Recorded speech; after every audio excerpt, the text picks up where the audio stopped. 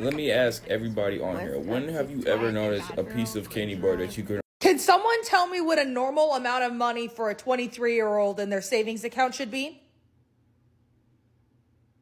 I'm just asking because I'm just a little curious, because some of my friends say that they're like, oh my God, I'm so broke. I just have $15,000 in my bank account. You just said you can put a fucking down payment on a car. What do you mean? I just have enough nickels to scrounge up to get me a little McDouble. Whoa, what's happening? Some people are talking about how they have negative and they're in so much debt. They're in $2,000 of debt in their credit card. I'm too scared to get a debit card. A credit card because I don't trust myself. I do not trust myself. I can't remember how much money I spent unless I just checked my bank account. I'm so scared. I don't know how much a normal amount is. Help! I got a couple comments like this, so I want to break this down.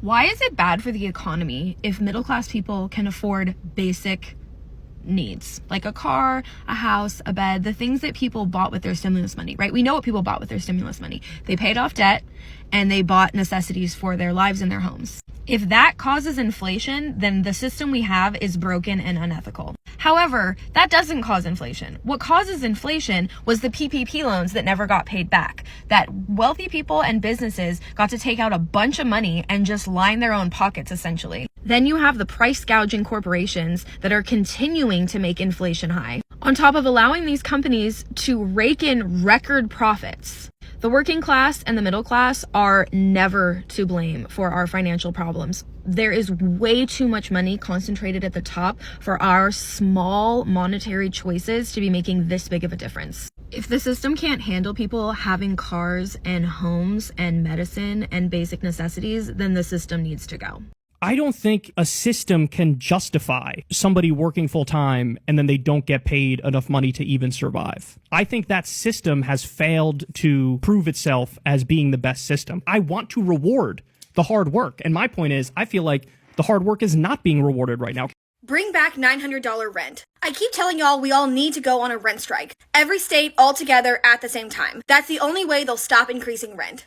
And what safety nets do you have in place for all of the people who are suddenly going to be unhoused? This is by no means the first time I've seen something like this, but when we're talking about irresponsible organizing, this is what we're talking about. Telling people to put their housing at risk, knowing full well that many of them have nowhere else to go, and if they get evicted, that means they are on the street, to just stop paying rent and do a rent strike without doing any of the work to provide safety and safety nets and support for those people is incredibly irresponsible. There should absolutely be rent caps. Rent should be lower. Rent is insane. The rental market needs more regulation. It's out of control. And yes, a rent strike can be a way to achieve that. But if you do not already have all of these safety nets put in place for the people who are going to be striking, it's going to fall apart incredibly quickly. And the most vulnerable people will be in even worse places than they were at the beginning. You need to have infrastructure in place for this to work. Let me ask everybody on here, when have you ever noticed a piece of candy bar that you can always get from the store is damn near almost $3 now? That shit used to be 75 cents back in 2009. Why is it so high now? There's another distraction for us. I ain't even trying to cat see, because there's something behind closed doors. You got this Cat Williams BS that keeps popping on my feed. You got everything else that keeps popping on my feed. Something has to be coming. Which it always do. Pause. But you feel me? I did not realize that every distraction is coming with a bigger bad result. Y'all tell me what y'all think, because I ain't gonna lie, bro. When has a snick, I'm gonna tell you, let's say if you getting a piece of candy from the gas station, sometimes back in a few years ago, maybe a few months ago, you would notice, okay, this shit's a little dog, I can get it. My nigga, that shit is that shit is $3, bro. $3 for this pack. So this last year, as I've gotten my finances in check, I've really struggled with justifying New York City. I work remote, but between my 9 to 5 and my side hustle, I'm making over $100K. This is not including the restaurant job. But $100K in 2024, living in New York City is not that much money. It's really not. It's enough. It is enough, to pay your rent, to pay the basic bills, groceries, electricity, Wi-Fi, phone. Maybe go out to dinner a couple times but you're not thriving. Unless you maybe have a bunch of roommates, which I know some people do, but I pay $2,500 in rent, which is truly on the low end of New York, and I live alone. So yeah, I'm just having a hard time justifying it, especially working remote. I don't need to be here. I've always wanted to do it. I've done it. It's been almost a year, and I'm kind of like, do I stay? Do I go? I don't know. Oh, Chromebook. You know, Google's doing real good. We should invest in them early. Can this thing do email? $7.49 for a Game Boy? Inflation really has gone up. Where's the buttons?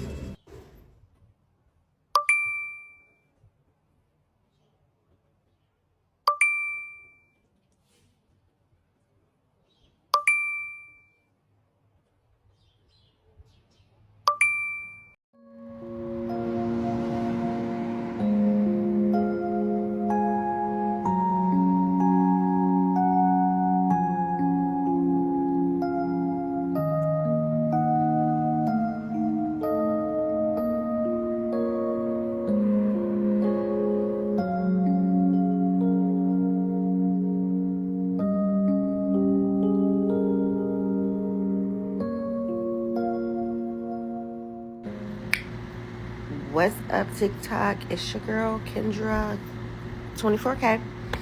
And excuse me for using this filter, but I just woke up and I look fucked up. I need to do some self-care.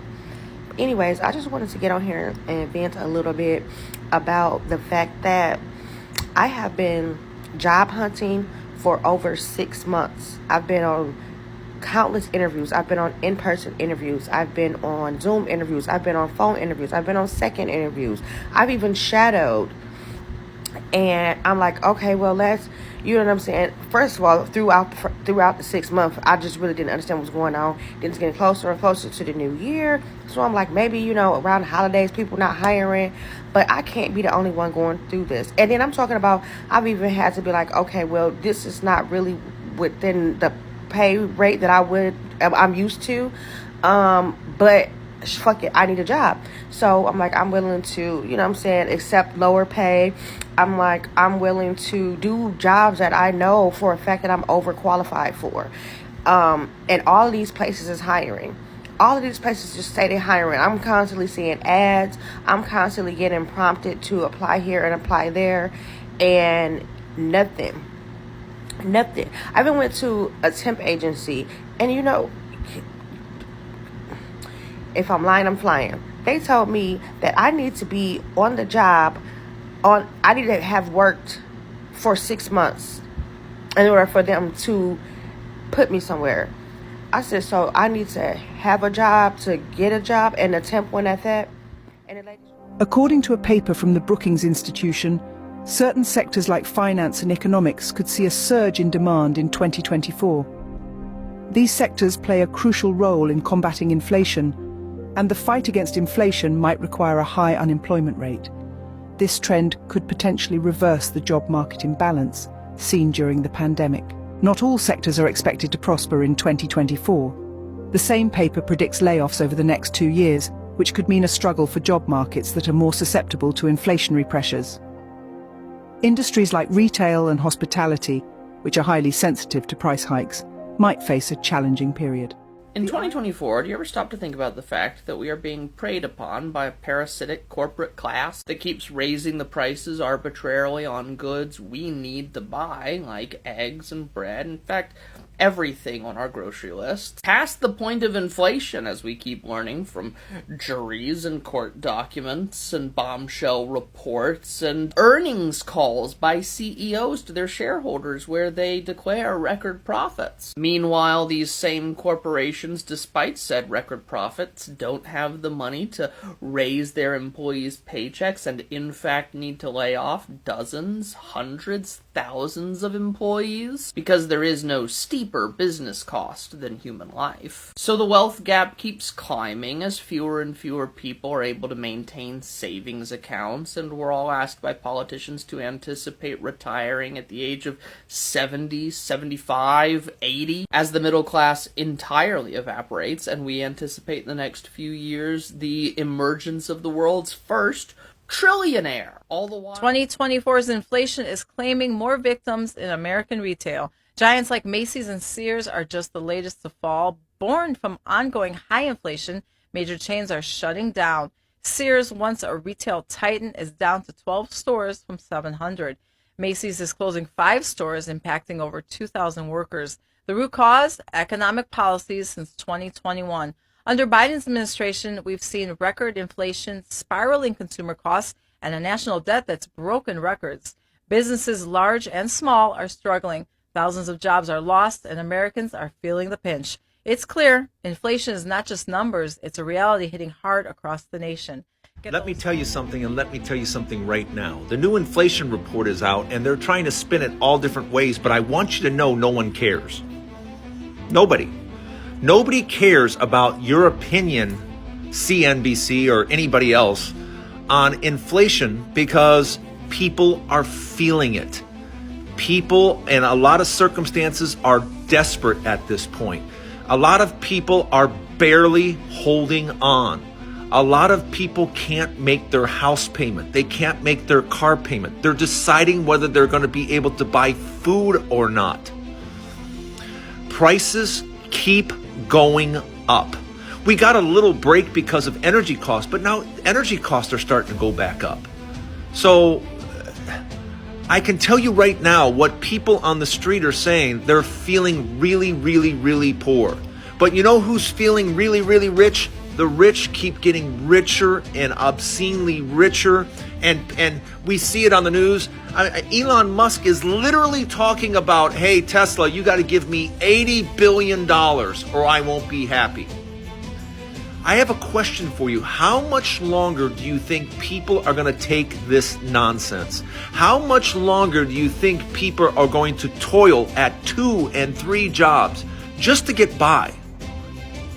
Yeah, you can spin this inflation report any way you want, but I'm here to tell you right now, people aren't feeling anything but bad. A lot of people are suffering until that is in the news. Put that in the news. Put the truth in the news. There's a lot of people suffering. There's a lot of people barely holding on. Put that in the news.